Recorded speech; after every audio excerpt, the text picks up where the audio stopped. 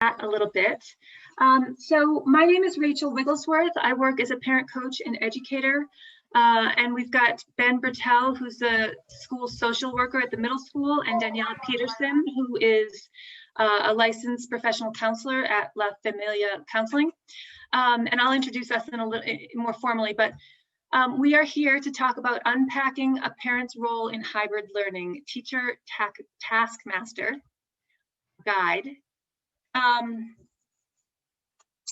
And I just want to talk a little bit about some, sorry, just getting my screen. Talk a little bit about some Zoom protocols. So if everyone could just please mute themselves, that would be helpful so we don't hear background background noises. This session is being recorded and will be placed on the Community Foundation's website and also emailed out to all of you so that you can have a copy or access or send to friends or whatever you'd like. Also, we've got handouts that will be emailed out to you, and the slides will also be emailed out to you. So a couple other things. Oh, so for questions, please send us, throw in questions and use chat because there's so many of us. If you feel like there's a question that you have that's like, I got to say it out loud, that's great. And just raise your hand and Annie will let us know, when the questions pop up. So like I said, I'm Rachel Wigglesworth. I am parent coach and educator at Growing Great Families. We've got Daniela Peterson, licensed professional counselor at La Familia Counseling, and Ben Bertel, who's a school social worker at the Jackson Hole Middle School. I want to just extend a huge thanks to the Community Foundation of Jackson Hole and Teton County School District. Especially Annie Riddell, who's done so much work behind the scenes. But I want to thank the Community Foundation for their sponsorship, the same for Teton County School District, and all the work they did behind the scenes getting us all here and supporting this as a free parenting workshop. I think that's it in terms of logistics. So we're here to talk about teacher taskmaster or guide. So, in a lot of ways, we have been asked to be a teacher for our kids when we have never been trained to be a teacher. And we're being asked about subjects that maybe we don't have a background in, or even just how to sign on to all these Zoom classes or Canvas or whatever. And it's created some rifts in our relationships, especially if we've moved from teacher to taskmaster and we are directing our kids and looking at the watch and telling our kids when to do things. And then the power struggles ensue. Or should we be the guide where we sort of step back and support our kids and show them the way so that they can figure things out on their own and become their own taskmasters, their own teachers, and take ownership over their learning? And so I just want to also, talk about the elephant that may or may not be in the room, that suddenly we are faced with a week starting next week of school completely distance and most likely more synchronous than asynchronous. So kids are now going to be at home full time for a week, and that changes things up a little bit. Most likely our kids will not have that, they may be more directed by Zoom classes every day. We'll see how it pans out. It's just a little bit different than when we planned this talk since it changed last night. But I know that can have, what's happened may bring up a lot of new stressors for people. And so the roadmap for tonight's talk is we're going to be talking about adolescent brain development and executive functioning. Daniela Peterson is going to take that section. I will be talking about our children as learners with a little help from Ben, who's going to be talking about the expectations, especially from the school's perspective. I'll dive in with motivation and ownership, students' ownership over their learning. And then Ben Bertel is going to come back in and talk about stress management. So we're going to dive right in, brain development and executive function. Okay, hello everyone. Thanks so much for attending the workshop. I'm so thrilled to see so many familiar faces here, including some kids' parents from the school. So thank you for coming. So I'm a parent myself. I have a middle school kid and she's my whole inspiration, of course, my other kiddo too. But being a parent of a middle school child is not easy, I have to say. It is beautiful, it is exciting, but it can be very challenging.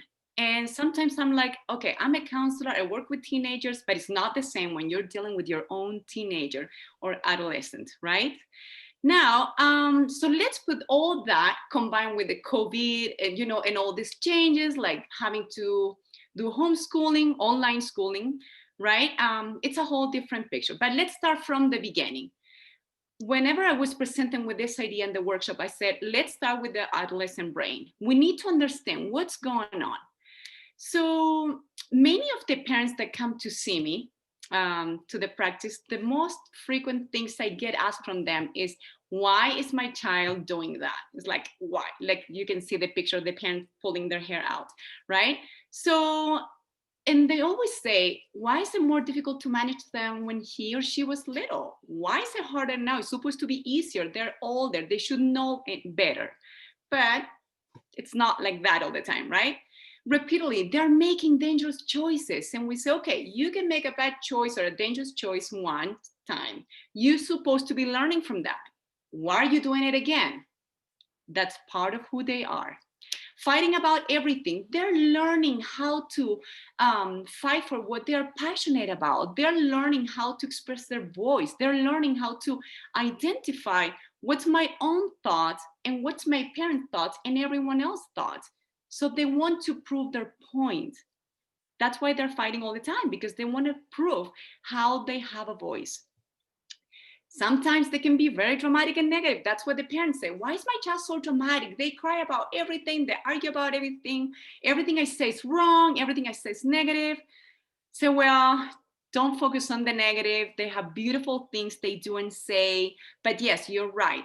Like, I'm going to give an example. If I will go knock on my daughter's door and I say, hey, Sophia, and I'm about to give her something, give her a hug or what, just anything, or bring a chocolate. She's like, wow, what am I doing wrong?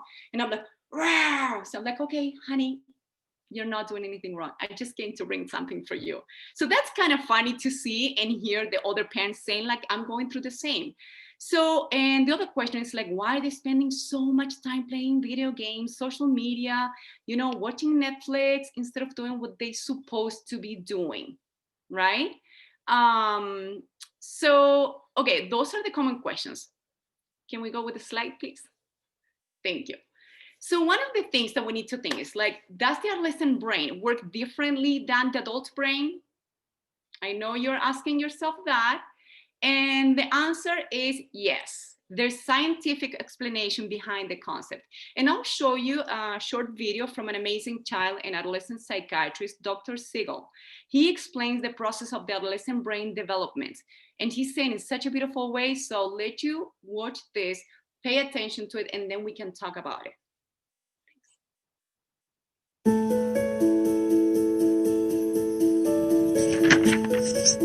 The adolescent period is absolutely amazing. People often give it a negative approach, saying, oh, it's a time where adolescents are going to lose their mind, or they're just immature, or raging hormones drive them crazy.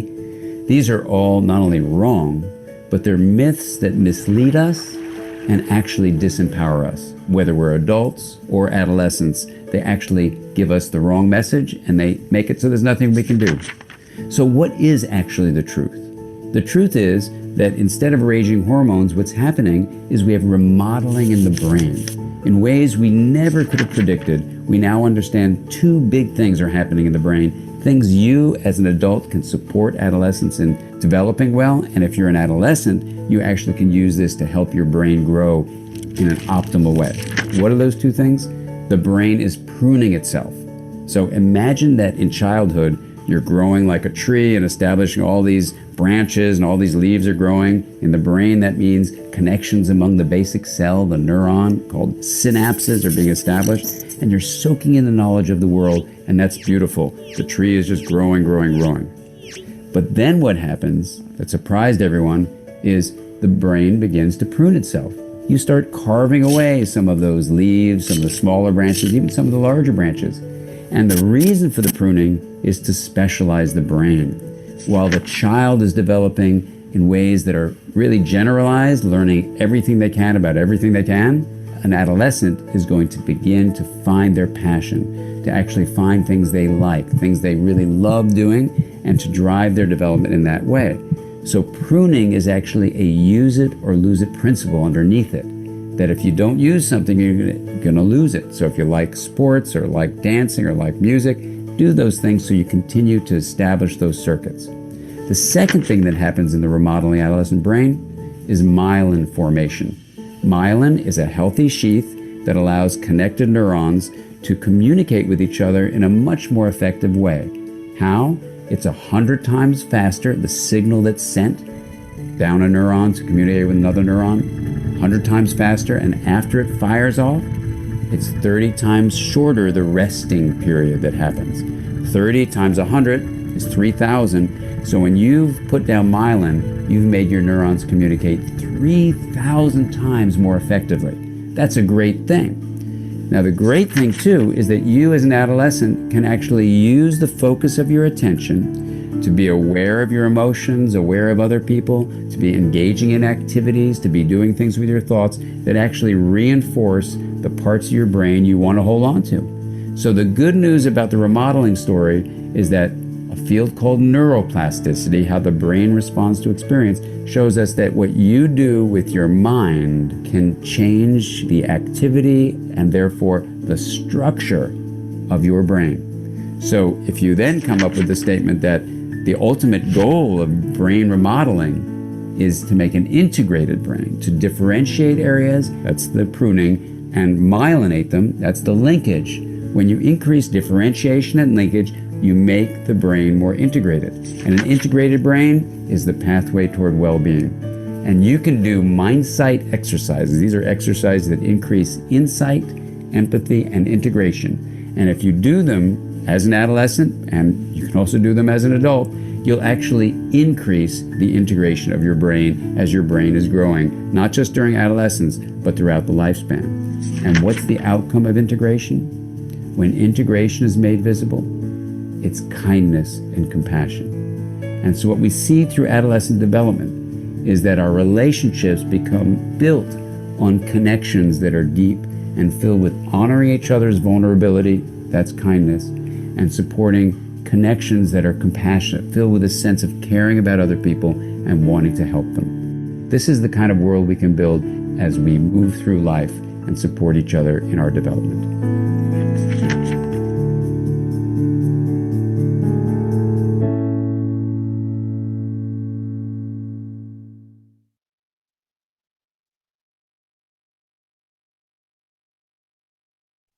Okay, beautiful explanation about the brain development, right? So I really love the concept of the adolescent brain is under remodeling. It's not like it's not working. It's not like it's getting worse. It's just being remodeled. We can have a beautiful house for years and years, and we have it a certain way, but then we decide like, let's improve this. What do? We remodel. Right? Let's make this better. And that's what's going on with the adolescent brain. They're looking for their own identity. They're like trying to figure out who am I right now? Who I want to be in the future? How am I want to be as an adult? Right? And it is true that they have these narcissistic traits. They think they know it all. They think that we are always wrong. They think we always make mistakes. That mom, you're so dumb. Or you're saying, how are you saying that about me? I'm so smart. What do you mean by that? But don't take it personal. It's just how their brain is set up. They're set up to say and think things like that because it's a consequence of the remodeling process, the pruning, right? So when we talk about the adolescence, starts approximately at age 12 until age 19. However, the brain is not fully developed until age 25 or so. Some adults are still working on it, trust me. So the brain develops from, okay, and this is important. And I'm going to show you, so let's go with the next slide.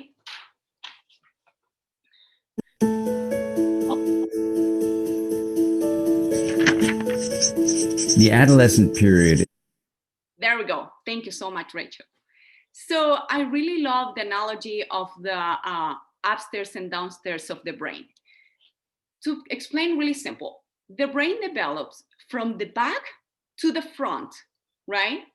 The prefrontal cortex is the last region to develop. So when I'm talking about the prefrontal cortex, it's the part of the brain you need to make good decisions, to think about the future, to think about the consequences of your behavior. It is the logical brain, right? But in the lower part of the brain, or the back part of the brain, we have the part of the brain that is related to the emotions, right? It's kind of like the primitive brain. When we are thinking about the immediate gratification, the emotions, it develops much quicker than the prefrontal cortex. And that's why the adolescents have a tendency to behave impulsively, right? And also want you to understand that the reward system is greatly activated. That's why adolescent tends to engage in high-risk behaviors and seeking immediate gratification. It is so important how we provide a very safe and healthy environment, because this is the time when they can easily become addicted to either video games, electronics, or any substances or some unhealthy behavior. So we need to make sure we provide some sense of safety and sanity. And I'll show you how we can do that. Now, again, I love Dr. Siegel. He's an amazing psychiatrist, and he talks about the upstairs and the downstairs of the brain. So you can see here in the picture, right? So picture a brain like a house. Downstairs is where important things live, like basic functions like breathing, strong emotions, and innate reactions to danger, like fight, flight, or freeze. It's like the downstairs of a house, which is where we almost always find the basics, the kitchen, the living room, the bathroom. We need that, right? So now let's see the upstairs of the house. The upstairs brain is much more complex. Again, we have the thinking, imagining, the planning. These things come from the upstairs brain. We use the upstairs brain to think critically, problem solve, make good decisions, think about the consequences. So it is important to know for those of us working with teens and dealing with kids all the time, that the upstairs brain is not fully formed until our mid-20s. I'll say like 25. Right? You can see also that planning, self-reflection, empathy, morality, self-understanding, and the executive functioning skills are located in this part of the brain. Okay, next. So, I think I went with the other one. Can you go one more? Because okay. I had another one, but let me see. It's okay. I just updated my slides. Okay, so we can say that we all need both part of the brain, the upstairs and the downstairs. They're very much needed. They complement to each other. We need the downstairs brain to work because it will save us from urgent situations. It loops our feelings into logical equations. So we need that. It keeps us breathing, right? But we don't want it fully in control. We want this part of the brain to be in control. But with adolescents, that's not all the way developed yet. And then as parents, as adults, we have a big work to do. So let me see. Well, I have here my notes because I always work with executive functioning skills, but I'm just going to explain a little bit about the executive functioning skills. So we have different areas that will help us, located in this part of the brain, again, will help us to cope with our daily life, to achieve our daily goals, right? So the first one, we have the planning, the ability to plan. What am I going to do and how am I going to do things, right? How can I accomplish my goal? What am I going to do first? What am I going to do last? And then we have the organization skills, the ability to organize. What are we doing? How are we doing? Where am I going to put where? How? Why? I need to be very organized in order for me to function. So as parents, we need to help our teens to become organized if they don't have the ability yet. And some kids have it better developed than others. We as parents need to say, okay, let me set up your space. If we are going to be doing online schooling, I'm going to set up your desk. This is going to be your area. This is where your laptop's is going to be. This is where your notebooks are going to be. And let's keep it organized. The less chaotic it is, the better for the child is going to be. And the better ability to focus is going to be, right? So we need to help them out with that. Also with the planning. Now, time management is the ability to say, okay, honey, you have 10 minutes in the shower because I really need you to start the class on time. Sometimes can be half an hour and they think it's been like no more than 5 minutes. Then we jump and say, sweetie, you have 5 more minutes. We become this executive function brain for our kids, right? Even though they think we are so annoying, we have to go like, honey, 2 minutes. Otherwise, they don't have that, okay? Some of the kids have it already very developed, but not everyone. So task initiation is the ability to start something like right now, not in 15 minutes, not in 30 minutes, honey, I need you to start working on it now. So we can anticipate them, say, in 5 minutes, you need to start connecting on Zoom. In 5 minutes, you need to be ready for this. So time management, again, we need to help with that. I mean, task initiation. So working memory is the ability to retain information in your brain. Self-control, the ability to regulate yourself. Self-regulated parents will co-regulate kids. We need to co-regulate our own kids. If I'm stressed out, I'm an anxious parent, guess what? I am probably gonna make my kids so anxious, so stressed out, and I need to be able to be the opposite. In order for you to calm down as parent, I need to be able to use my coping skills, calm myself down, and I can show you. Remember, our kids are learning more through the observation instead of words, okay? Attention and flexibility. Flexibility is like cognitive flexibility. What happens if something doesn't work out? Like now, everybody was expecting the kids to go every day to school, 5 days a week. Well, guess what? Things change. We need to accommodate to the life changes. We need to accommodate to needs, right? So let's do the plan B. And if plan B doesn't work, let's go with plan C. And let's be flexible, let's be open-minded, let's not just focus on one thing and think that my life sucks because it didn't work out the way I wanted. Okay, I'm now gonna continue going with executive function skills because I know we have so much. So can we go with the next slide, please? Okay, now, how does the adolescent brain differ? Adolescents are more likely to act on impulses, misread or misinterpret social cues and emotions. Sometimes we are like just serious or super relaxed. They're like, why are you mad? Or why are you yelling? I'm like, honey, I was not yelling. That is super common and normal, right? They get into accidents of all kinds because they're like always, you know, engaging in risky behaviors because it feels good, it feels great, it feels fun.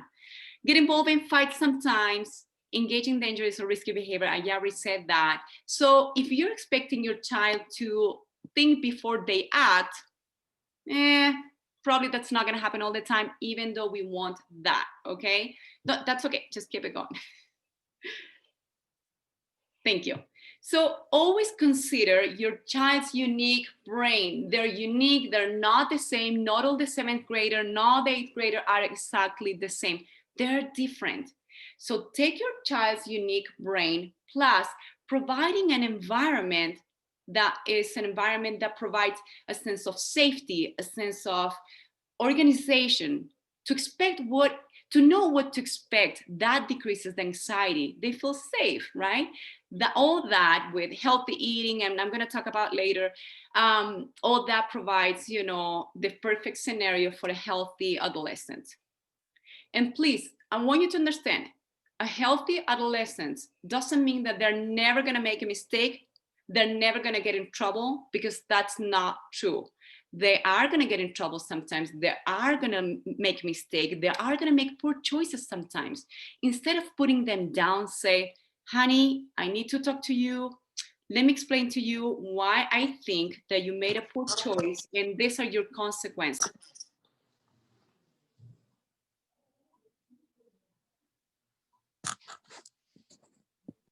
Can you hear me now? Okay. I want you to understand, why do I think that this is dangerous for you? Let's learn from this, and let's just think about it before you do something. Maybe we can talk about that and reduce the risky behaviors. So it's part of the learning. Next slide, please. Okay, what can you do? What can I do as a parent? First of all, we need to encourage empathy. We need to, instead of like being mad at the kid and putting them down, we have to say, I understand. Doing online school it's not the best scenario. I understand that you can be frustrated about this. I totally get it, right? Emphasizing medium and long-term consequences of actions. If I do this, it might feel good. I can play video games. It's going to feel great now. But if you don't finish your work on time, sweetie, how is it going to feel to you in the long term? Are you going to be stressed out? No. Are you going to be feeling calm, relaxed? No. So let's present the scenarios. Try to match your language level. Talk to your child in a way that they will understand you.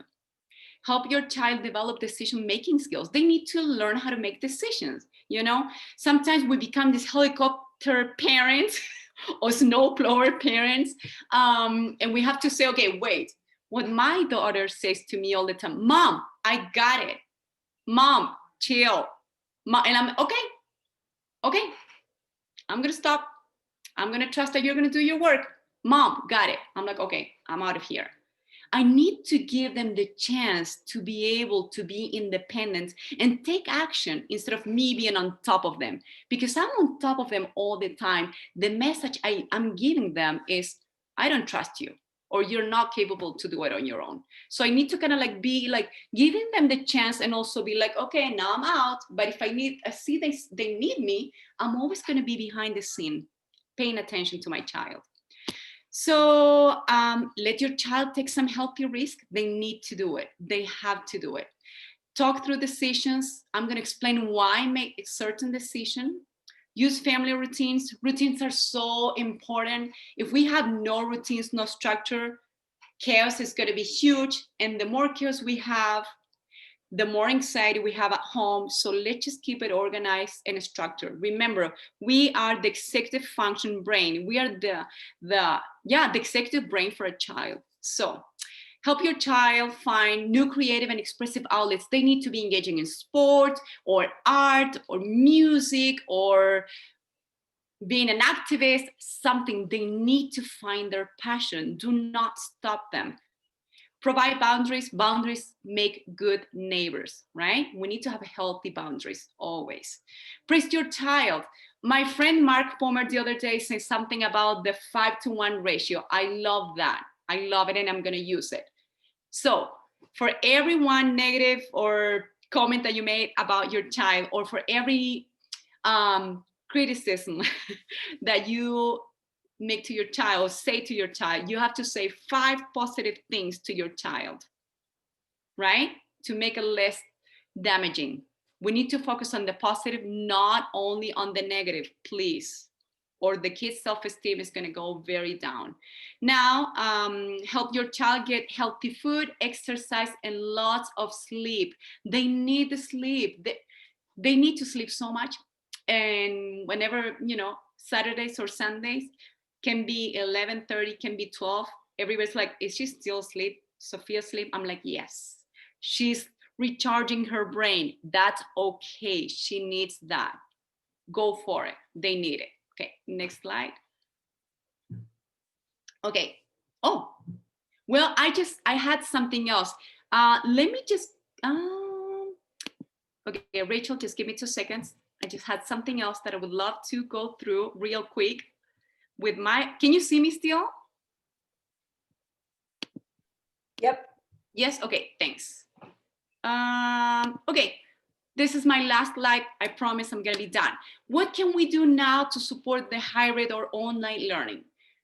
I already said, provide a structure. They need the routines, they need the schedules, they need my expectation that should be very realistic expectations, okay? And positive reward. This is your time to get up. Even though you're gonna be home, you're gonna change, you're gonna get ready, you're gonna have enough time to have your breakfast, and then you're gonna go to your designated area and you're gonna start school just as you do when you go to the school, right? I'm expecting from you that you take care of what you need to do. If you need anything, I'm gonna be around and I'm gonna be checking on you. Just if you need something to charge your computer, bring the charge, bring some snacks, something, I'll be around. If we are at home, of course. Nurturing approach. As I said, self-regulated parents co-regulate children. So we need to always self-care. Again, my friend Mark Palmer said yesterday or the other day, parents need to have some ways to manage the stress. We need the coping skills. We need to be able to, take care of ourselves because we are dealing with the kids. So if I'm stressed out, my kid will be stressed out, and I don't want that. Support healthy habits, exercise, healthy eating, lots of sleep, and allow them to have healthy relationships. They need their friends. They need to hang out. They need to communicate. They need that. Let them do it, of course, with boundaries and limits. Healthy communication, listen to your kids, do not preach. Show your unconditional love, validate them, acknowledge that they do exist, they do have a thought, they do have a meaning, a purpose in life. Parent involvement is very important. Sometimes we have kids and we need to sit with our kids. We need to be sitting right next to them in some classes. If they say we need help, we need to be able to be there. Of course, not everybody has the chance to stay home with the kids, but if we do, please do that. If not, let's just periodic check. Send a text message. Hi, honey, how are you doing? Are you doing your work? Do you need any help? Let me know. Just check. So they need to know behind the scene you are taking a look of your child, right? Demonstrate that you have a communication with the school, that you're checking on the emails, that you are communicating with the teachers. They know, they need to know you are right there along them. And instructional support. If we need to help some to do some work, let's do it. And that's it for now. Thank you so much.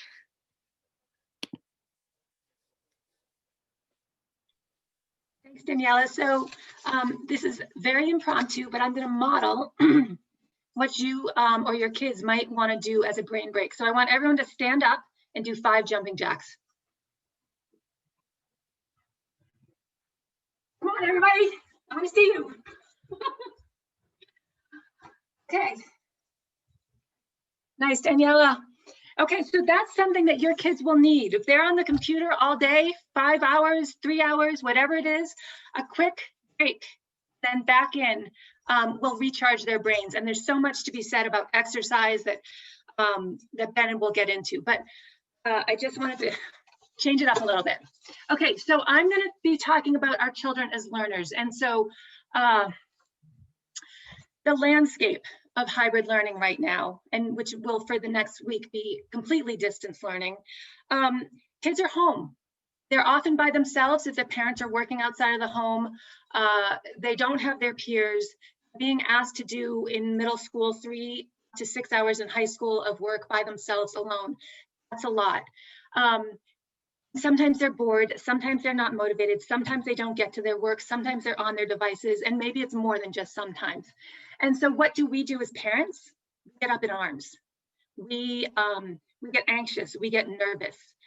We're afraid they're gonna fail. We're afraid we go down to the long road of what's gonna happen next if they don't finish this assignment, if they don't get an A or a B in this class, or even a C, what if they fail? And so we feel like we have to do something. At this doing something, often we micromanage, we jump in, we direct, we become the taskmaster, and that's when those power struggles ensue, and those are the kinds of things that can deteriorate the relationship. And many of you who had the chance to send in questions in advance alluded to that. And so that's something that I want to talk about during my little section here. I want to ask you, I want you to take a minute and think about what is most important to you. And just, if you have pen and paper, just jot this down for yourself, or you can write it in chat. What is most important for you for your kids right now? I'll just take 5 seconds and pause.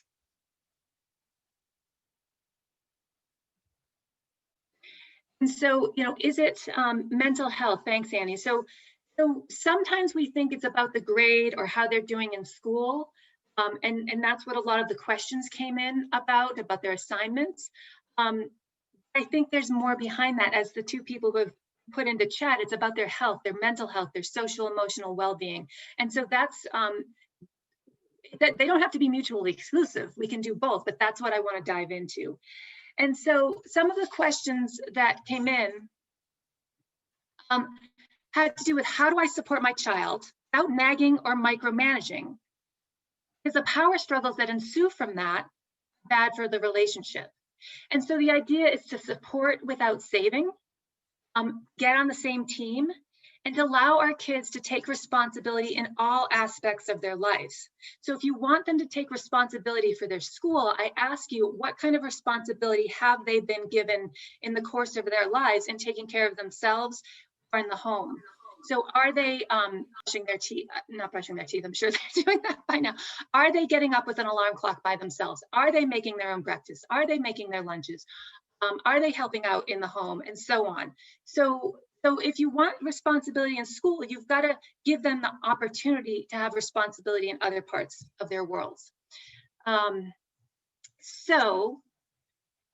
want now, we've just thought about who you want, what you want for your kids during this time. I want to ask you, who do you want your children to be as learners? And post that in chat. And I don't mean like who, like Albert Einstein. I mean like the quality, characteristic. Like, I want my child to be an inquisitive learner, for example. So just write some words to chat.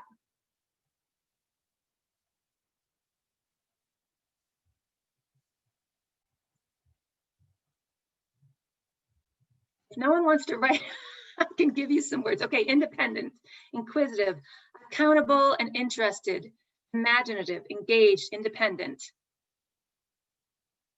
Great. And so organized, engaged, to take initiative and follow through, curious, deep thinkers. Okay, so there's a lot of things that we want for our children. And so, and you're getting to a lot of where I'm trying to head, is that we want our kids to take ownership over their learning, to be independent. And so in order to do that, I want to just give you a little foundation. So what do our kids need in life in general in order to get to a place when they leave our homes by the time they're 18, whether they're going off to college or off to work or to some kind of experience? We want them to be able to go out into the world and thrive, to know how to take charge, to handle life's challenges, to handle what's thrown their way.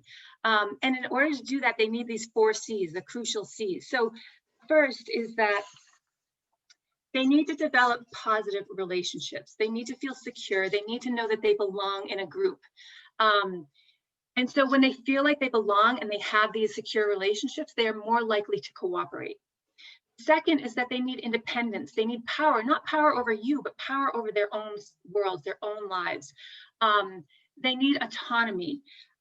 They need to feel like I can do it, self-sufficient. So they need to feel that they're capable. They need to feel like they're significant and that they matter, so that I can make a difference, that I can enact upon the world. They need to know that they count. And then they need to have belief in their own abilities. So they need to have courage. They need to know that when they fall, they can get back up and try again. And so for this, they also need for us, not just belief in themselves, but some of that comes from us believing in them. And so I want you to just think for a minute about these 4 C's and where your kids fall on these. Do they feel connected? Do they feel capable? Do they feel like they count? And do they have courage? And which ones maybe they be lacking in a little bit? For example, a child who doesn't feel capable may shrink back and avoid because they're afraid they're going to fail. Child who is discouraged won't start in the first place because they don't have the courage to do it. A child who needs to be connected, and especially right now in this kind of school, can't find that connection, so it's going to be hard for them. So really think about what is your child missing in these 4 C's right now, because that's where where you can dive in and help them. And like I said, these 4 C's are being disrupted right now with what's going on with this distance or hybrid learning model. They don't have connection with their peers or a teacher. They don't feel capable if they were part of a social group, or how they felt capable was by raising their hand in class and contributing. So, as hard as this is, as hard as this time is right now, one of the silver linings is that you can start to learn what deficits your kids have or where their challenges are, what kind of skills they're missing. So you can start when they're faced with a challenge, how they respond, so you can start knowing what they need, and you can start fostering that, so that they have it by the time they leave your home when they're 18 or 20 or whenever that happens. And so I'm going to talk, we're going to dive through this part, expectations, motivation, and ownership. And I'm going to let Ben talk about expectations. Great. Thank you all. Thanks, Rachel. I really love the 4 C's, and haven't seen it before. I think I'm gonna, seems like something to post on the fridge, and just a quick reminder of what to look for. And I'm gonna take that away. And Daniela, thank you for sharing. And the metaphor that came to me while you were talking about our role as parents was, I'm not a rock climber, but was like the spotter, and our kids are out bouldering, and we're there if they need them, but they're doing it on their own, and we're just always kind of, we're there, we got their back. So I appreciate where we're at already. So expectations, I'm gonna try to cruise through this with an eye on the time, but I think Daniela and Rachel have set the table really well of what's most important for the expectations of this triad, teacher, parent, student, I think pretty clearly, and from the chat you all are sharing.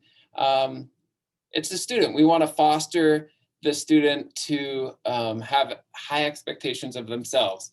We want them to be independent learners, certainly by the time they leave high school. And middle school is a great time to acknowledge this kind of changing of the guard of, maybe in elementary school, we really were providing a lot of scaffolding, a lot of support, and then, projecting out to, graduation. We want to, still be there, still spot, but they're doing a lot more, right? So middle school is, in a lot of ways, that place where they can start preparing for more of that independence, and we can start planning for more of that independence, as Daniela was talking about earlier. I think I'm gonna skip to the next slide. And I wrote here towards the bottom, I won't go through this all, but just a random sample of what one of your students, their schedule might look like. So for most students, not next week, but from everything we've been doing this semester and what we plan to do after Thanksgiving, this is the model that we can use.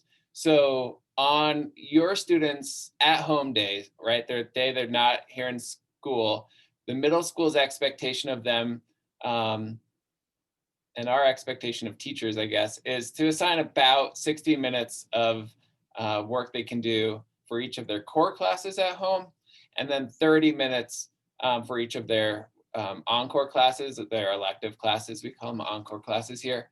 So most students have 2 core classes and 2 encore classes this year. And then we expect 30 minutes of daily independent reading in addition to that. So I wrote out the equation just to be silly, but you can kind of expect that to be roughly 3.5 hours of schoolwork on those days when they're at home after their in-person learning the day before. So what we have found, and 100%, this is not something I'm asking you or expect you to copy, paste, do your own thing, make it pretty, print it out, post it on the fridge, and say, all right, well, I figured it out. I created a routine for my kid and I'm done. That's not what I'm saying, but this is an example that maybe you can use. We have definitely found that a lot of kids, not all kids, but they do better when they mirror their face-to-face days in the building. So this is a quick kind of visual of that. My strong suggestion is, like I said, don't print this and tell them to do it, but partner with them. What's going to work for you? I learned that, these are the expectations. I certainly want to follow them and how can we create this that works for you, that works for me. And it might not happen that first time very well, and then that's a good chance to reassess. So I think we will move on from there as well. So I'll go through this one quick too, but we surveyed all the most incoming sixth graders about a month ago. So hopefully things are improving for some of these, but I thought it was interesting, mostly because it's straight from the students' mouths. Shows me they're very much aware and really on the same page as a lot of you all as parents and us as staff of what these struggles are. So I'll go through them real quick, but first one, hopefully this is getting better. We have, if internet's an issue, we have a bunch of hotspots still. We've given out a ton. So I hope one thing you take from this also is reach out for support, whether that's me or school counselors and even teachers. But yeah, we've all had that, where we've had a little bit of it tonight. It's totally frustrating when that happens. Number two is kids saying, I can't get motivated. And Rachel's gonna hit on that right after I finish up here. Motivation, I think, is something we're all seeing, and a lot of our questions are rooted in it. The work is too hard or too confusing. And that's a really challenging one, because yeah, this is a new environment for them too. And we got to recognize that. And the way I want to frame it with students, and I'd encourage you to frame it with your kids, is to try to turn that a little bit into what Danielle was talking about, that growth mindset. Sometimes you can just add a yet, like this is, I can't do this, is something a kid might say. I can't do this yet, allows them to really think about it in a way that maybe just they have that opportunity to reframe that difficulty into a positive. And then when they do find success, the brain actually like grows, and we could go deep into growth mindset, but just trying to frame that of, this is hard, but I'm going to try really, try a lot to figure this out. So much more powerful. I can't find my work. Again, Daniela touched on this too. That's where we as parents can step in and support them for organization, having a dedicated study space where they know where everything is, and it lives there. Obviously, there's a privilege piece to that, and it doesn't look the same in every home. But as much as we can, create a little nook, a little dedicated space where their things are, it helps them to just, when they're doing their work, they don't have as many barriers in the way, because there's barriers, we know it. Number 5, my family has other plans. I'm guilty of this too. With my daughter, I've heard this from many students, but there's the balance there of families having to adjust, kids having to be flexible. But I want us to all just consider our priorities, and are we asking our kids to do things that we otherwise wouldn't during a normal school day? And is that a fair expectation? Hopefully we've ironed out the canvas. We've had a lot of time to practice at school and virtual Fridays. I have to help my siblings. Number 7, this one is tough for me. I get that. And I know a lot of families are stretched thin, every member of their family. All I can say is reach out for support. I've talked to a lot of elementary school principals to try to get kids into their Friday programs to kind of have that win-win-win of, it allows the middle school kid to be present, it allows the elementary school kid to be engaged, and maybe take some stress off the parents of having to worry so much. So reach out for support in general. We've talked about get organized. I think that's a great place where parents can provide that that extra support and scaffolding, that executive functioning that our kids don't necessarily have at this point. I guess I love that these students were honest. I'm sucked into my video games. That's real. And there's real allure to it. It's where limits, I mean, that's another role we as parents have to play, is limit setting. And I know there's a lot of apps that can help with this to reduce the power struggles and that dynamic. And then this is real. This was number 10. I love it. I have 2 dogs, but to me, it highlights all the distractions they're dealing with that aren't normal or aren't present in a normal school day. Okay, slide, please. I like this acronym. It was unfamiliar to me, but when thinking about expectations, think about art. Are they aligned? We're gonna get power struggles if they're not aligned. And we'll talk about more communication strategies at the end when I come back on. Are they reasonable? Is this expectation fair of this student during these circumstances? I think that's a great question to ask. And the way to figure that out, again, we'll talk about a little towards the end about open conversations, but is to listen from your heart, really try to understand versus responding or feeling like, well, I need to impart my wisdom on that, on that kid, on our kid. That's hard for a lot of us. And then, are they transparent? Are they clear? Does everyone know the expectations of others? My suggestion here is just trying to make things as concrete as possible, writing it down, writing down what you co-construct with your kid around this can be a great way to remain consistent and then refer back to it when, Daniela said, the kids are gonna make mistakes. You can refer back to this. It's not gonna solve it, but it takes that pressure off of you a little bit, because you can say, well, look at this piece of paper instead of let's argue about it. Kids love to argue, like Daniela said, it makes them feel pretty powerful, and that's developmentally appropriate, but that's not what we want to get into. So whenever we can, avoid the power struggle and refer to something else. A piece of paper is a lot harder to get in the power struggle with. I'll see you again in a little bit. Thanks, Ben. Okay, so I am going to dive in at warp speed because we're a little short on time. About expectations, we just talked about. Then I'm going to dive into motivation and then ownership. So it's hard to be motivated when something feels like it doesn't matter to us. And right now, school might feel like it doesn't matter given the hybrid model or the distance model, because you just don't have cohesiveness of being a supportive group to make it feel like it matters. So I want you to think of a time when you did something that you really didn't want to do.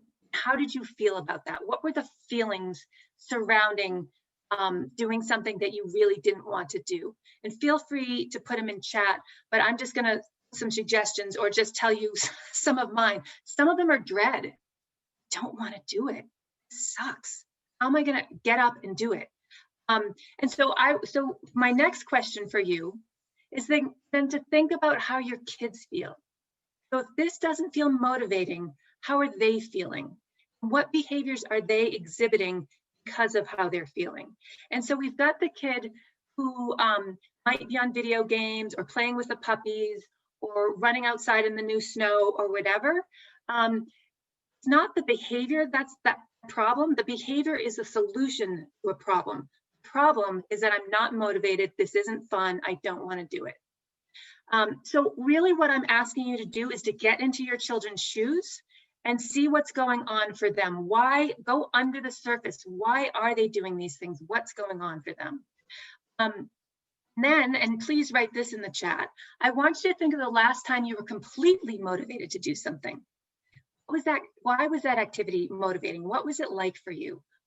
What made you say, I am going to dive right in and do it? Throw some words in there.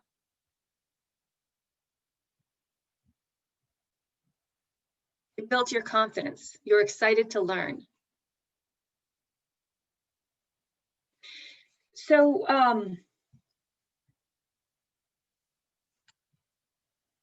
was the monkey off your back. It was something you had to do, which is a really good point I'm going to get into in a minute. Sometimes there's internal motivators, sometimes there's external motivators, right? Like a deadline. It gave you a lucky feeling. Sometimes it was a group you were with. It brought you joy. It was something that you felt confident about. You overcame. I had never done a project like that before, and it was a challenge, and I overcame. I met that challenge. So there's all sorts of things that bring us motivation. And so what I'm going to do is go through some research that's come up. This is all in the handout that's going to come out to you about what drives motivation. So there's 4 factors. The first is value. So people learn best when they find the content, outcomes, processes, and relationships associated with the task important and relevant. Sometimes that's hard with school, right? Sometimes the assignment doesn't feel meaningful for the kids. Sometimes it does. Is there anything that you can do to say to the kids, oh, this relates to this in your life, or that relates to that in your life? Other thing, or maybe it's just relationships that you're, when you're in school doing the work, it's doing it with a group, and that's value enough. Sometimes it's the outcome. Like, I don't like to clean my house, but I sure do like to have a clean house. And so the outcome of having a clean house motivates me to say, yes, I'm going to go do the dishes and vacuum and clean the toilet and so on. Sometimes it's just a hoop you have to go through. I want to pass the 7th grade, so I've got to get decent grades, and that means I really got to buckle down and do my work. So sometimes it's the outcome. And so when it's not motivating, but the outcome is important, we want to help our kids develop the courage to jump through that hoop anyway. The second one is self-efficacy. People learn best when they grow, when they believe in their ability to grow and achieve mastery of what they're learning, so that they know they can do it, and they have the knowledge and skills to do it. And if they don't have the knowledge and skills, that's especially where they need some support. And they need belief from us. They need encouragement. They need a sense of control. And so people learn best when they perceive that they have meaningful and appropriate agency over their learning, which means a person's ability to act upon the world and have an impact.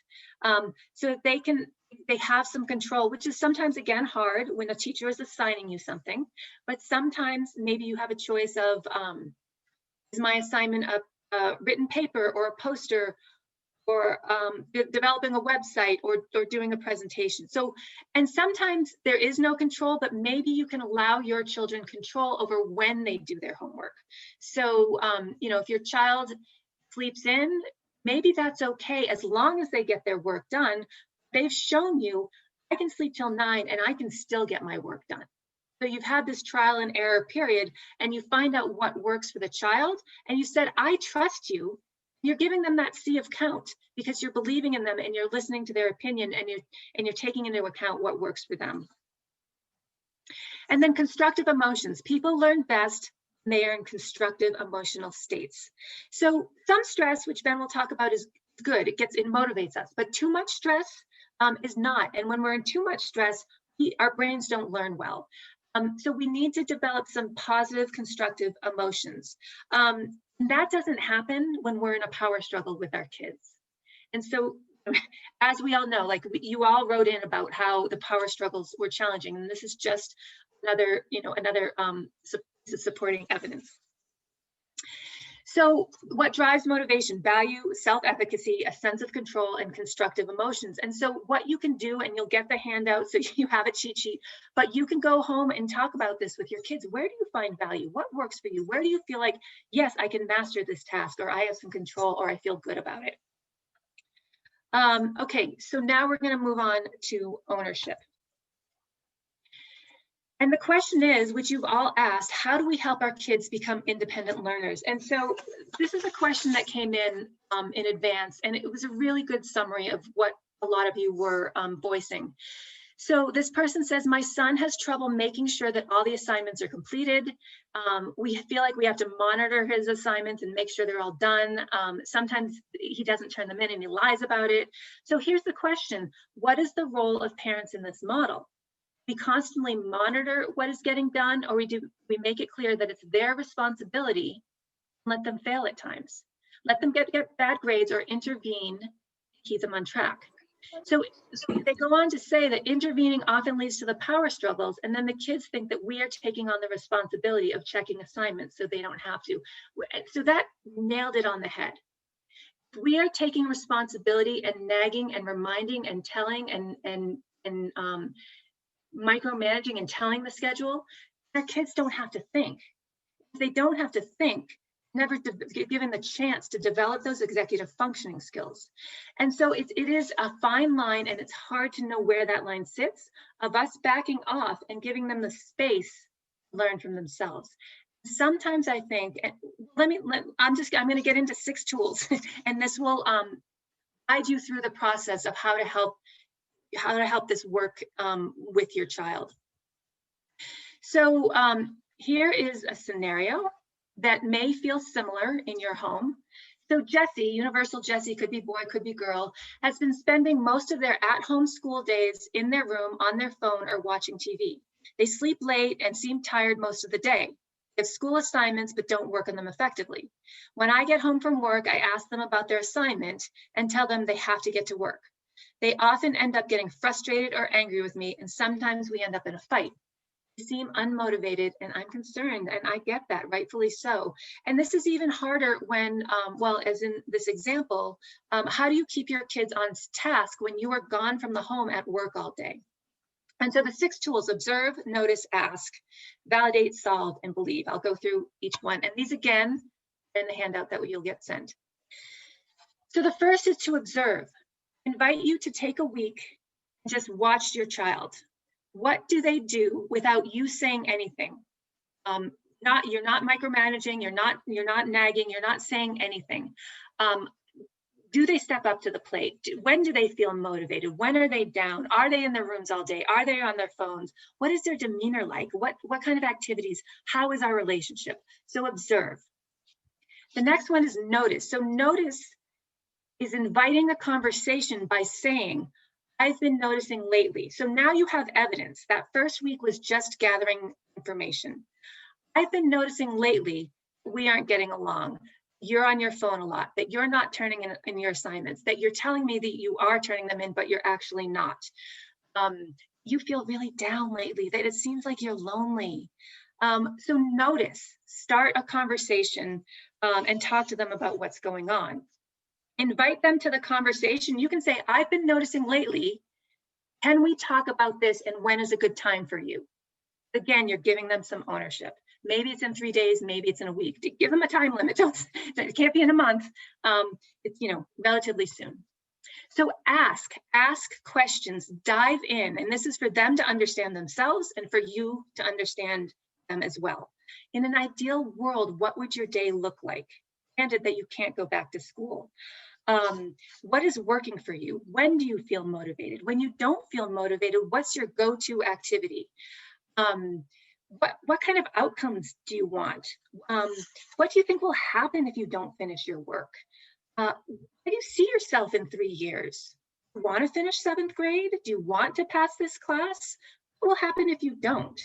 So all sorts of these questions. How do they want to go about school? What expectations do they have from themselves? Dive in. The next step is to validate. So as Daniela talked about, and I think Ben will as well, we really want to understand what's going on for our kids. It's easy to say, oh, you feel down, but still go do your homework. Like, really dive in and let them talk.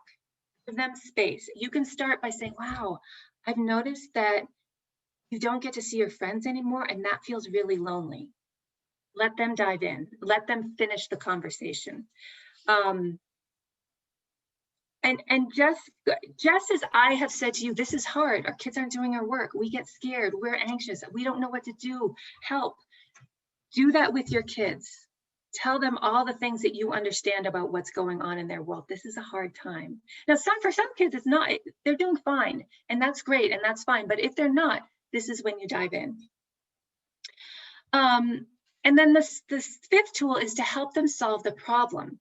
So you can say, it sounds like this isn't working for you. What's up?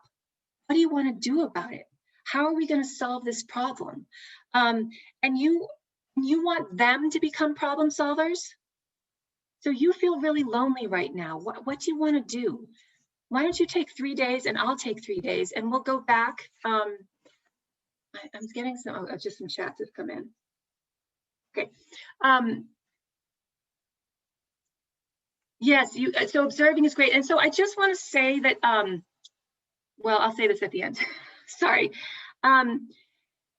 So how do they solve the problem? So it comes from them, so that they gain the confidence to say, yes, I can solve the problem for myself, rather than you, because you have all the answers. You're like, set a schedule, get up at 8, make breakfast, do your classes just as the schedule says, organize your desk this way. Like, you know how it works, but they need to know how it works for them. So really help them solve the problem now themselves. And like I said, if they sleep till 10 on their days, they don't have to be somewhere, there's not a schedule, maybe that's okay if it works for them. And if you've given them a chance, well, show me, I'll give you a week, show me you can do this, and then great, it's all yours. If they're sleeping till 10 because they've been up till midnight or 2 on their phones, then that's a different story. And you need to rein in the phones and have some limits on that. And that's, another subject that we could hold a whole other class on, is creating limits around screen time. So that's the big part, is let them, but you have boundaries. So you have boundaries over this problem solving. It's not like you're saying, yes, have free reign, do whatever you want. There's boundaries, there's privileges, and there's responsibilities. They may say, well, I get to do my phone for 5 hours and then I'll do my work. You can give them, great, show me for 3 days, for 7 days that you can do it. Then if it doesn't, okay, that wasn't working. How did that work? That wasn't working. So then you rein them in, but you decide. There's privileges and responsibilities. So it may be that the chores, the stuff for home, phone, the social stuff, that comes after the responsibility of taking care of whatever it is, your schoolwork or your chores or so on. And then the last one is to believe. We really need to believe in our kids. We need to believe in our kids before they give us a chance, a reason for us to believe in them. So that comes from encouraging. You can say to them, this is a hard situation and I know you can do it. You've got this and I'm here to support you. Where can I help? I'm not going to nag you anymore, because that's not working for our relationship. And it's not teaching you the skills to do it on your own. I'm going to back off and I'll be here to support when you need it. Okay, so just a quick summary. Go slow. So if your kids are used to micromanaging, doing this top-down approach, and you're suddenly saying, oh, let's have this open conversation. How's it going? What's going on for you? This has been hard. And before, you've been like, do it now, do it my way, do it now. It might be hard for them to open up. So you need to give it a week or two. You might go home and say, Rachel, I tried this, it didn't work. Well, they're used to potentially, and I don't know what's going on in everyone's family, and I'm not trying to, words in your mouth, but if they are used to you micromanaging, it might be hard for them to open their mouths and trust when they open their mouths, you're not going to say, oh, that's a good idea, but do it my way anyway. So give them some space, allow for failure, really back off. You can't learn how to do it on your own unless you fall and learn how to pick yourself back up. So the whole idea is to take a back seat. And when people are asking, how much do I step in? Or how much do I let my child do it on their own? This process will help your child. You co-create this process with your child together, and this will help them take ownership in a supported way, so that eventually you are backing off and that they are completely on their own. It has to be done. Like, you have to trust them. You have to say, I'm not going to say anything in this moment. They might fail. And if they fail, we can come back and say, wait, how did that work for you? It didn't work so well. How are you going to change? What needs to be changed? How are you going to pick yourself back up? So anyway, super quick and dirty. I'm going to turn it over to Ben.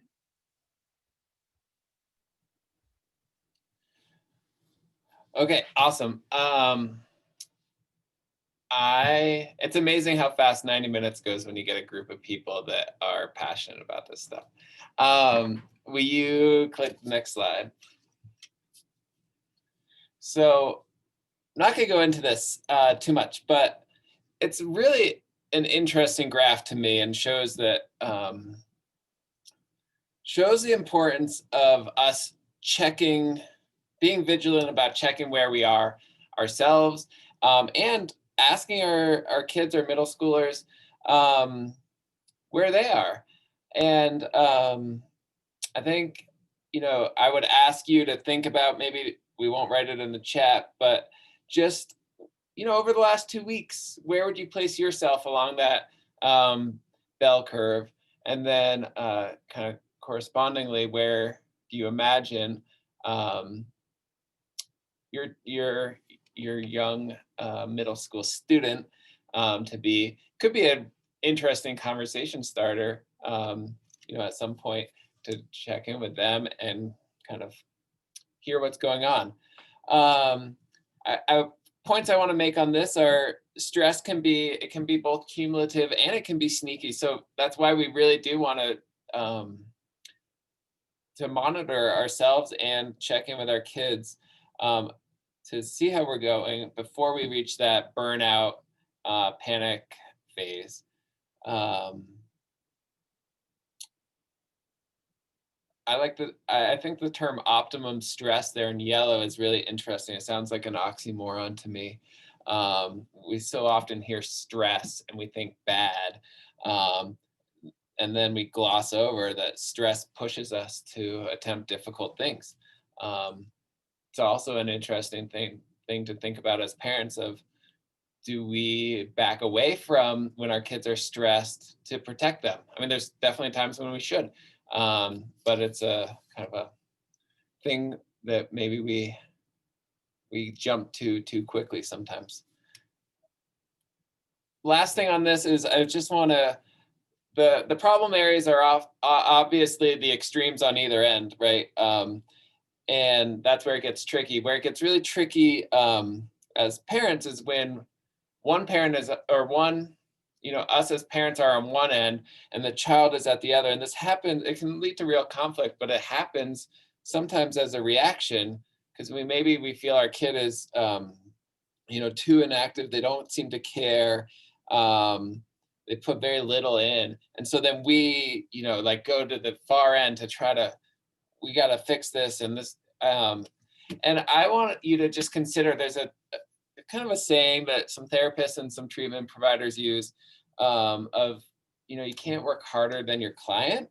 I don't know always that I agree with that in every situation, but the idea of it being, what's our goal? Going back to motivation, is it simply to get our kids to do the work, or is it to have them learn to do things on their own and in the future?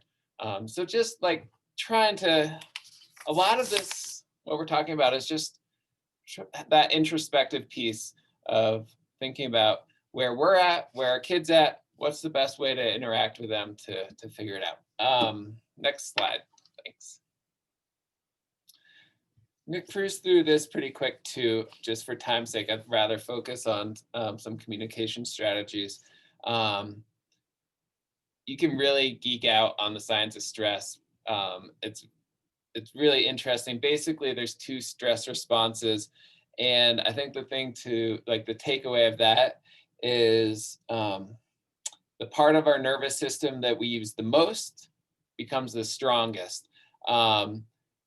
So that is the tie-in that I will use in a minute when we start talking about stress management strategies, because those are what can help us be in our parasympathetic nervous system, and react calmly and wisely instead of immediately and frantically, which maybe the sympathetic nervous system might do. Which is not to say it's bad. There's an evolutionary reason behind it, but we're not cavemen anymore. And, that's a great response to an animal attacking us, it's not such a great response to having frustrations over a difficult math problem in our homework. Next slide, please. So these are this slide and the next are examples, this one, of a healthy parasympathetic response. So the takeaway from this is, I think pretty much everyone, I don't know if that's completely accurate, but most of us feel stress at times. Like we said, there's an optimum stress. It pushes us to do things. So this is a slide. This slide is what a day might look like for someone who is able to manage that stress, who has a parasympathetic nervous system that is their dominant response. Basically, stress is unavoidable, but they can return to a calm state. And that's what separates them from those who might reach that overwhelm and stressed out, which we'll see on the next slide. So this being obviously the unhealthy sympathetic response system, where they're just living at a really high level of stress. You can see it in, like you can feel it in tension and tightness in your body. I mean, I think a lot of us have felt this way. But when you go through this is your life, it's exhausting, and then you crash. And that's what you see. You can't live at that high level of stress without crashing. So it's just this really roller coaster ride. And we don't have to go into it too much, but it's also just a really tough on our, like you have elevated cortisol levels that have all sorts of impacts on our physical and cognitive like symptoms for life. So you, like these things that I'm going to talk about in a minute are so healthy for us to figure out as teens, as tweens, as adults, as a way to find that calm after we get stressed. Okay, next slide. So the oxygen mask is obviously a tried and true metaphor that I think most all of us have seen. And Danielle kind of referenced that children and adolescents can often they can serve as the emotional barometer of the family. And they can reflect that stress of parents or caregivers or others living with them. And this from infancy through adolescence, they're picking up on our cues. And so that's why you always see a self-care slide in a presentation, and here too. It isn't fluff. Self-care definitely isn't selfish. And this illustration of putting your oxygen mask on first is real. That's all I'm going to say on that. Next slide. So proactive stress management strategies. I'm not going to lay out the examples of all of these for you, and I trust that you can figure it out, but I'll hit a couple of the whys behind maybe a select few. Exercise being a huge one, especially for middle school kids who just are you can see them ready to jump out of their own skin sometimes. It can rebalance all of our melatonins. It can enhance sleep, which in and of itself is a self-care strategy. Makes us feel happy. And, there's studies that have shown exercise and several of these strategies having as much or more of a impact on depression as antidepressant medications. And the benefits are real. There's all sorts of studies that we won't jump into. Yoga is a really interesting one because it combines the movement and exercise with controlled breathing. Tons of studies that support that too in relieving stress relieving anxiety, improving sleep, even preventing brain damage. It can be really powerful. Mindful breathing, there's some really cool apps, both free and ones that are subscription based. What I want you to take away from mindful breathing is that it doesn't have to be complicated. Sometimes we push so hard to like make things newer and cooler and complicate it. But there's like 4 steps to mindful breathing. It's trying to remove distractions, find a comfortable position, close your eyes if you're comfortable, and then take 10 deep breaths, or take 5 deep breaths and play with your exhale being longer than your inhale. But keep it simple and keep it quick. Sometimes can be like we did jumping jacks. Mindful breathing can be a nice quick brain break too. Tons of studies on the benefits of outdoors and sunshine. Daniela talked about sleep. It's really important for all of us, but especially so for teens and tweens. It's a chance for their brains to do that rewiring and remodeling and process all their learning every day. And it's also that chance to recharge. I think sleep has been negatively impacted across the board these last however months of the pandemic, with stress and lack of routine just compounding this issue. So whatever we can do to recreate that routine and emphasize sleep. I'm not going to go through any of the other ones, but hopefully they speak for themselves. So next slide.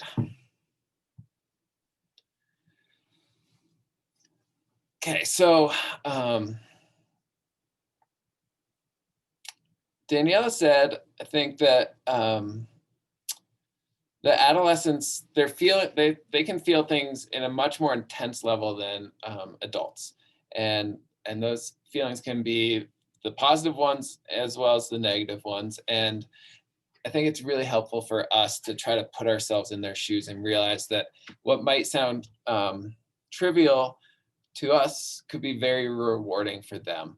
And I want you to keep trying to find that balance between frustration and opportunities for more self-sufficiency. So some ideas to find that keyword of balance is certainly making time for quality time. It's interesting right now when we're spending so much time together, but it needs to be, it can't just be, oh, we're spending tons of time together, so that's quality time.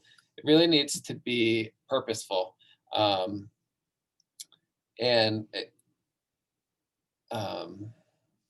I think finding that space of honoring their need for independence, and then connecting one-on-one or on their level about something that they're interested in, they're passionate about.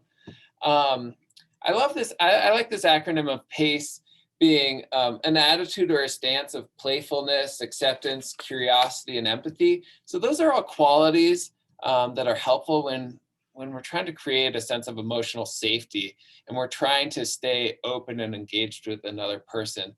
And for them, then they feel comfortable being open and engaged with us. So I think that I like to just play back to myself of how do I connect? Well, these are 4 examples. We talked about the 5-to-1 ratio. There is so much research behind that. It's pretty amazing. The root of that is attention is a great motivator. So we want to give attention to what we want to see, and to do so deliberately, and to notice and reinforce the effort that they're putting out. Carol Dweck has some amazing YouTube videos on growth mindset and some books. I won't go into that now, but the last one is the listen, validate, and identify emotions. And that is, I think that's what we've been kind of hitting on all night. So a couple thoughts on that. There is real power in naming an emotion, labeling it, and helping them get beyond the like mad and angry and sad to really explore and expand that emotional vocabulary. And it can have lifelong impacts as far as their emotional intelligence growing.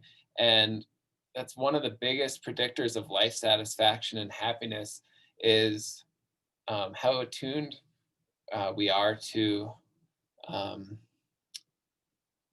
empathize with others, to connect with others, to understand where other people are. Validation sometimes gets a bad rap of it. It doesn't mean that we're approving of any inappropriate behavior. It just means we're acknowledging the emotion that's driving that behavior. So tapping into the emotion, not necessarily the behavior itself. Rachel talked about how it's so important for a child and middle school student to feel heard, and it can also really diffuse a conflict. So if you're butting heads, it can be a pretty amazing way to kind of go from this to a team, and you're in it together now, and you're going to fight that problem instead of argue with each other. The last kind of point I want to make, well, one more slide, I guess, but is just, this is, along with validating them, like, it's an upsetting year for them. They're missing a lot of celebrations, a lot of things they care about, and that their routines are all sorts of out of whack. So whatever we can do to validate them and support them in making positive choices that they can control is pretty powerful. And asking them these open-ended questions of, what do you want to learn and get better at? What can you do to support others? What kind of friend do you want to be this year? Just getting them to really like do some of that self-assessment of what their values are and what they care about. And triggers, I think just that being willing to be introspective of what drives me crazy. And then maybe when I'm calm, I can sort of process a plan for when that comes. Like for me, if my kid is acting spoiled at all, that's my biggest, it drives me wild, and I can't, and but if I can plan ahead a little bit and be like, she has a good life, but I'm not too worried about her being overly spoiled, and how can I react differently when I see a tinge of that, can maybe help me when I'm in the moment, not my best self. Last slide is just two things to say on this. The study space and routine is a resource that is in the resource packet you will get in the next couple of days. And I think it does a nice sum up of things that you can do to help provide designated space and time. And then again, just some direct from the middle school students' mouths of what works for them, and acknowledging that what works for one kid might not work for another. But I like that they shared some of the same ideas that we have in this poster. Thank you for hanging in there for the speed version.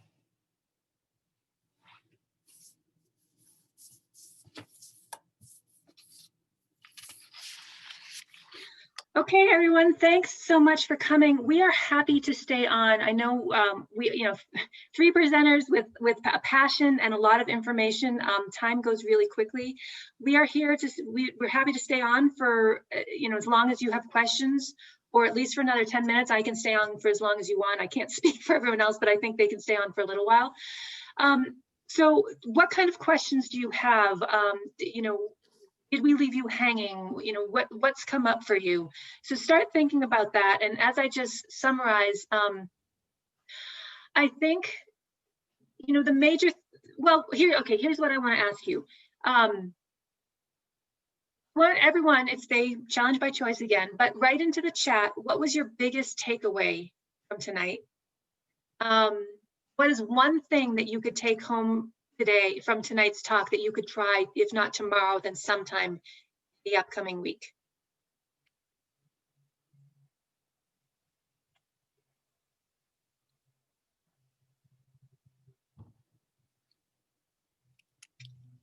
Honest observation, write someone. Step back, observe, and validate.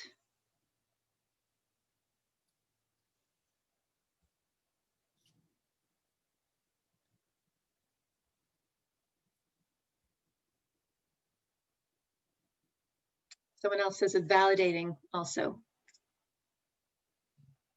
And I think what Ben said about validating is so true. It doesn't mean you're condoning the behavior. It's saying, I know you really want to stay on that device for this long, and you've been on there for 3 hours or 2 hours, and the limit's up. This was our agreement. So I know you feel, I hear that you are, and here's the limit. Someone said, I ask my kid what their goals are for their academic year. Yeah, what do they want? And so just summing up, so feel free to ask questions, and specific ones about how this might work in your home. I want to just say 2 things. One, think about from this talk, what is most important to you? And how do you want to go through the rest of the school year with your child? Like I said, we did this pretty quick and dirty. I am going to offer up a discussion group next Thursday at the same time over Zoom, and you are welcome to join. So come with your questions, come with your thoughts, and I will figure out how to get the registration going, and Annie will send it out in an email to you. 4 C's. Always talk to your kids with I statements. Thanks, Daniela.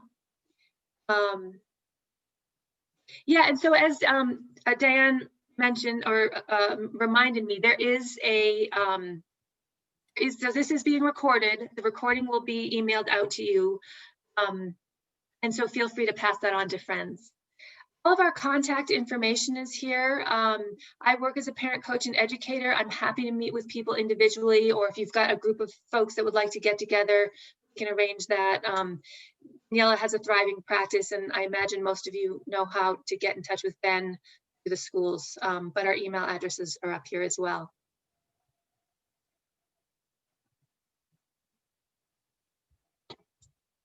Yes, the 5 to 1, that's mine. So my go-to is the thorn in my side is I'm critical. I am very critical. I was raised in a critical household, and it's passed down for sure. That 5 to 1 is something that I work on, and I continue to work on.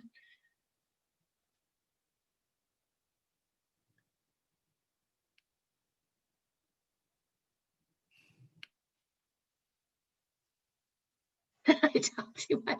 So one of my mentors is this woman named Vicki Hofel, and she has a book called Duct Tape Parenting. So KJ, who said I talk too much, duct tape is for our mouth. So because we want to micromanage, we think we know how to do it. Some of us are like type A control freaks. I mean, me anyway, I won't speak to anyone else. It is really hard for me not to step in. The duct tape example has been, it's a practice. It's taken me a while, and I have learned to take a step back, and sometimes I just have to leave the room because I can't control myself.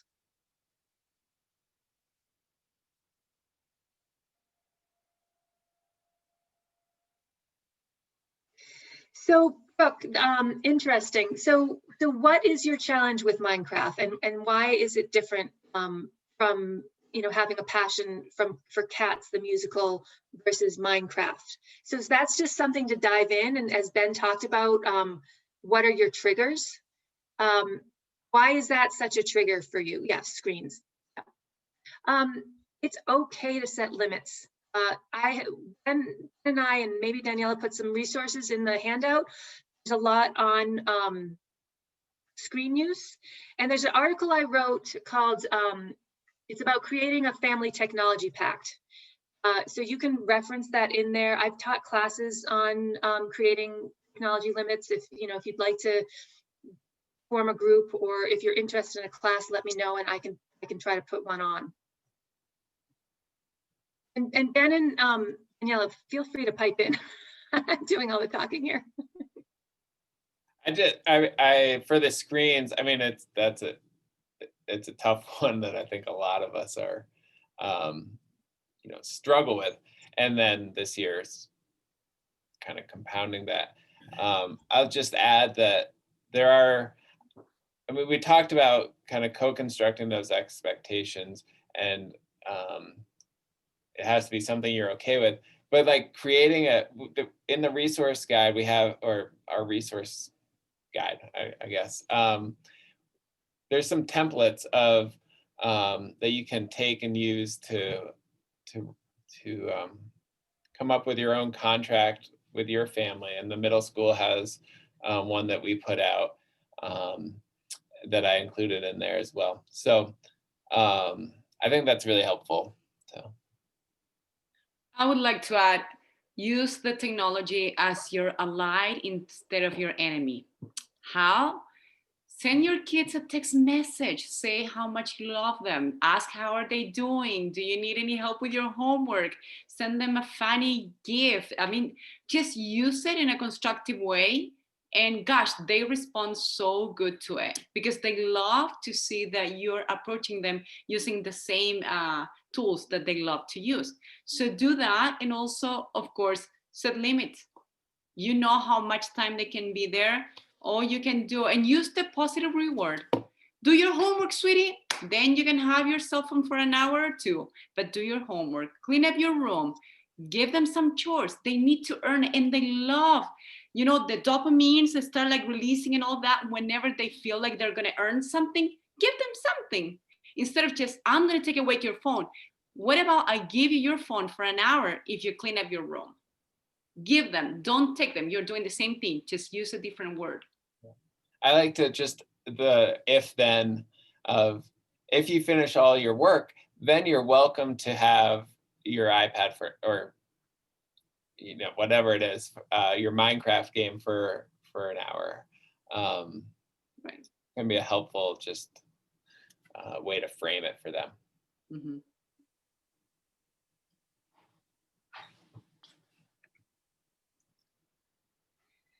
Any other questions or comments before we sign off? We're happy to stay.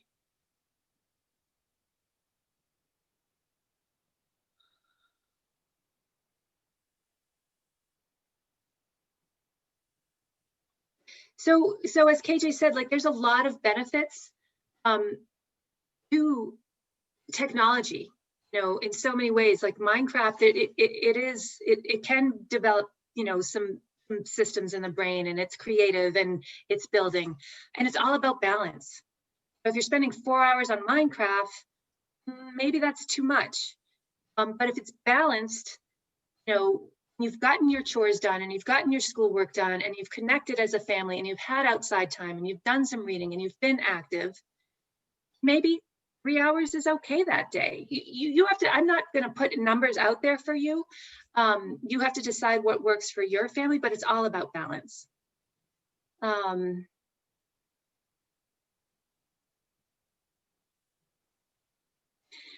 So Molly, that's a big question about eating. And I think that's probably something it's hard to talk about in the 5 minutes we have.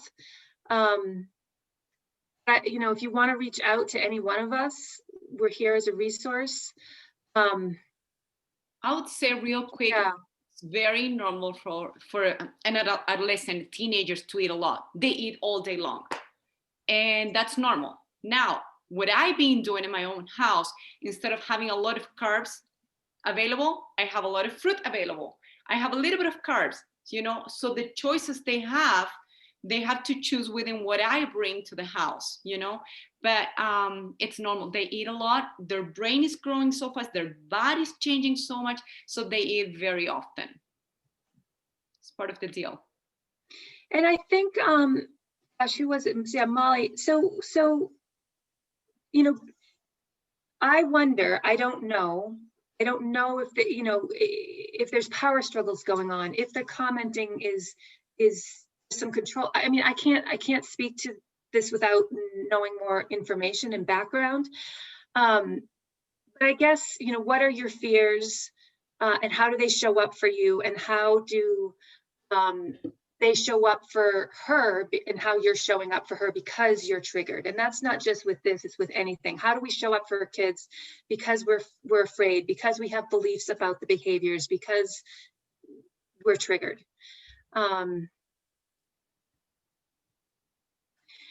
So Jill says it's hard to set boundaries on the school issued iPads when kids need them for school, yet use them for entertainment. And Ben, I think you put a great contract that maybe the middle school has, the resources. Yep, there's a kind of generic template of a contract that you can fill in that I didn't create, but someone here created it. I think it's a great resource. But Jill, like that's true. I will share with the group that there are some security features or filters that the tech people here are able to install into the iPads remotely. So if it is really creating an impact that you think you need support on, that is one idea.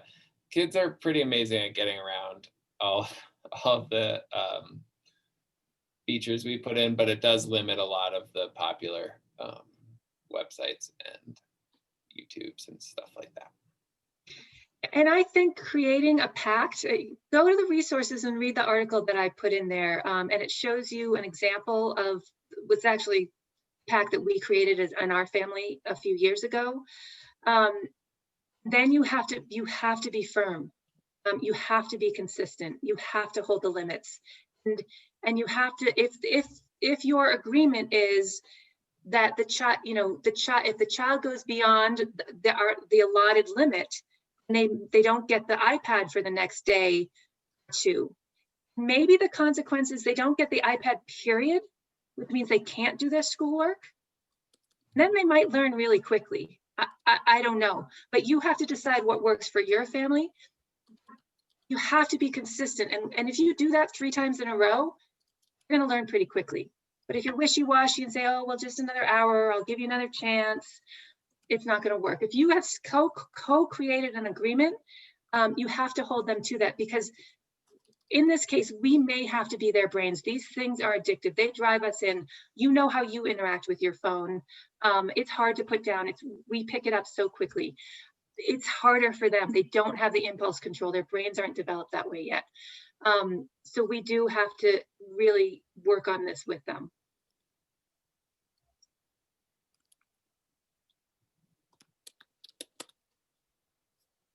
And then Ben, do you want to talk a little bit? So Holly asks, there's so much support for the kids here, but she says, what recommendations do you have for parents to support ourselves as well, like putting on our oxygen masks, to maintain our stamina so we can show up for our kids in these ways? That's a great question, Holly. I think there's got to be a flexibleness to it of what can I pull off today, and it's not always shooting for the stars of I'm gonna make it to an hour-long yoga class or go hike Glory or whatever it is that is your go-to, but trying to find those moments of I'm going to take a walk around the block, and I'm going to find some solitude in another room. I'm going to read for a few minutes. I mean, I think that is a very general answer. Another tip is just that as much as possible, put it in your schedule, plan for it, acknowledge it's a priority in when your creation of what your day or your next day might look like.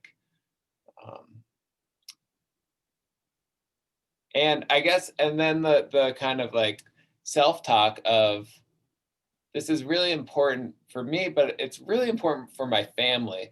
I think a lot of us a lot of parents are so quick to put off that what's for us in thinking that we're going to take care of our kid. But if we frame it as, you know, for me to be my best self as a parent, I need to take care of myself.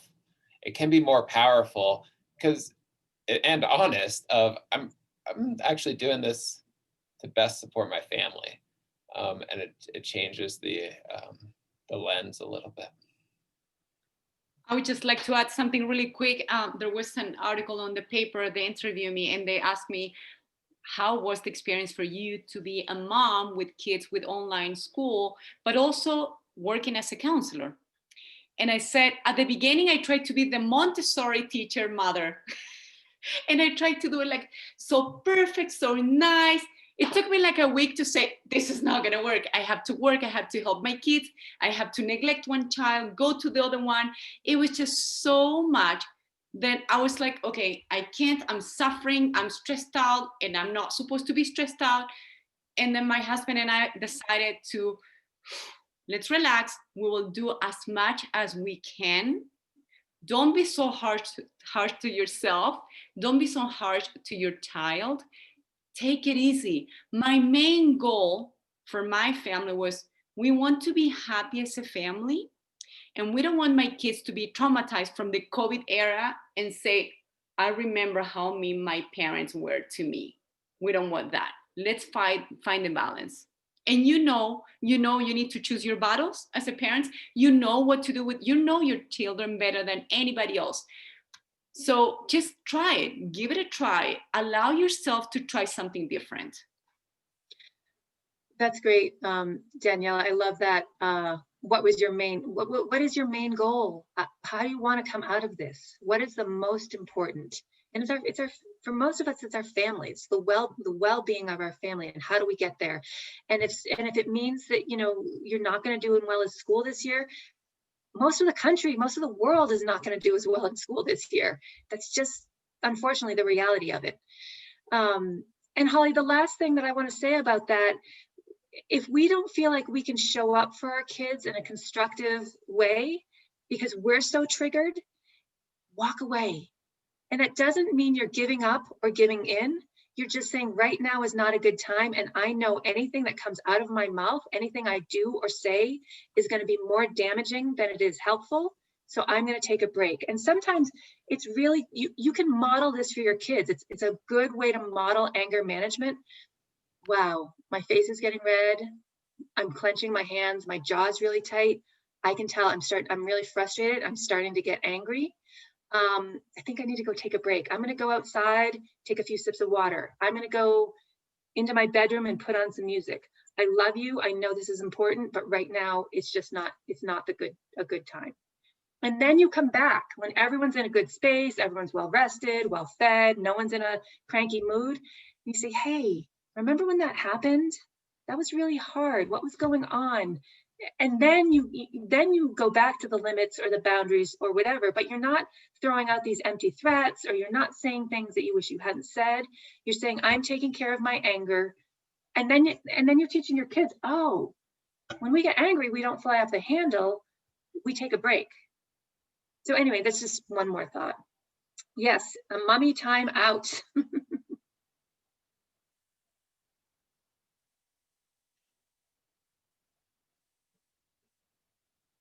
All right, everyone, unless there's any more questions.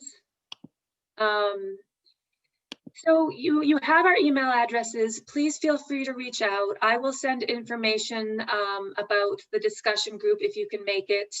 We're all here, you know, as resources, and thanks so much for being here, and we wish you the best. Bye, everyone. Thank you. Have a good night. Thank you.